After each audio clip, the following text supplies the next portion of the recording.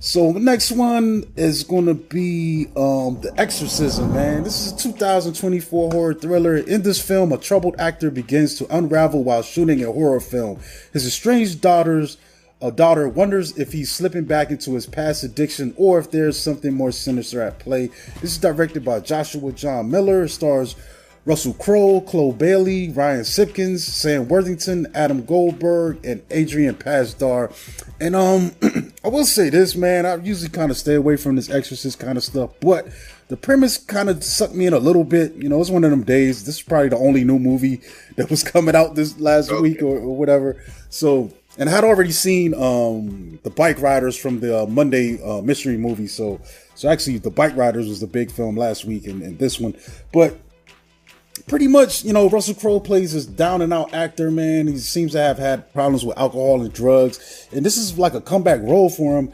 And interestingly enough, what appears to be happening here is this set is totally haunted, dude. Like, for whatever reason, they kind of allude to that because this is definitely a remake of the original Exorcist in this film. so it's kind of crazy. And one of the characters alludes to the fact that anytime, you know, someone's made one of these kind of films, there's been, you know, weird stuff that happened on set. Like, you know, I think there's a couple documentaries with films like this that have had, you know, weird happenings, supernatural stuff happening, you know, during the production or unexplained events. And this thing is no exception, man. Whatever this entity is that's taking over this set, it, you know, makes a beeline towards, Russell Crowe's character here, and it doesn't stop, man. So with that said, man, I thought the premise was cool, but it quickly loses steam, dude. It does have a really slow start, setting everything up.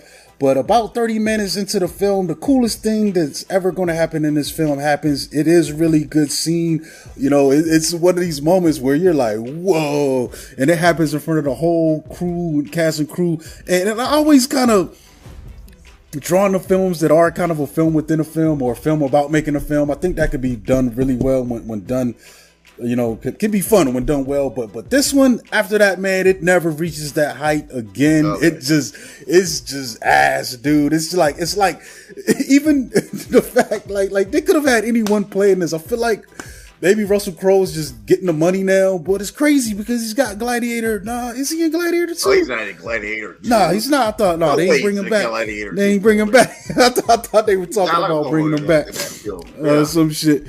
But yeah, like I don't know, man. It feels like he's trying to get this paycheck, get this money for this role, and even the other cast, they're good. Everyone's good enough, but I just think the material just doesn't go anywhere, man. It's one of these films where, like, it looks great, like I said, up until that moment, but then it's just like you see the flaws in this thing, man. Like and mostly coming with scripting, plot development. Like, it's just like the conclusion is kind of doesn't even make sense, and you don't even know you don't even figure out. It doesn't even explain why this thing got haunted in the first place. I feel like when you see a film like that, that's kind of what you're getting to, or a ghost story or something. You're trying to figure out the nature of the haunting. Like, why is the spirit here? Why is the spirit unsettled? One of the things about this film, I hadn't seen it yet, but I just assumed that this was a sequel to the Pope's Exorcism. See, that's what a lot of people thought too, man. Okay, that's, you know, because he's been in 2 films in 2 years about exorcisms. Yeah. So he might as well do a third and just get it over with, man. Just make us a trilogy. So yeah, but I don't know, man. I didn't find much joy with it. A lot of people too will agree with me. Once I saw it and checked out the reviews, I was like, oh, damn, this is like, and you know what's crazy too? It's one of them, it's short. This is 90 minutes, man. But really? By the end, you're just like, man, what the hell was that? Like, I was like, man, you know, you see some people in there. It was one other guy in there with me, man. And it was interesting because I was kind of glad he was in there. It was like, just in case it did get a little spooky, but man, I feel like he had the disappointed walk when he walked out too, like, you kind